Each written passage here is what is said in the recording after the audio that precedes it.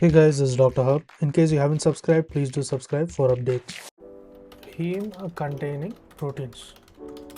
So this includes the hemoglobin. Then comes the function is transport of oxygen in the blood. There is a myoglobin, the storage of oxygen. And this we know myoglobin, that is in the muscle. And the cytochrome 3. The cytochrome C. Cytochrome C is involvement of the ETC electron transport chain, and the cytochrome P450.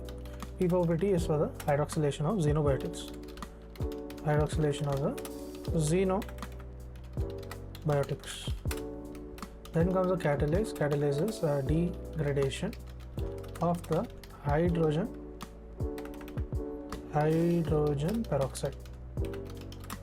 So cytochrome P440 was the hydroxylation of the xenobiotics. Cytochrome C was ETC. Catalase is degradation of the hydrogen peroxide. Then the tryptophan pyrrolase. Tryptophan pyrrolase is oxidation of the tryptophan. To learn and grow daily like this, please do subscribe.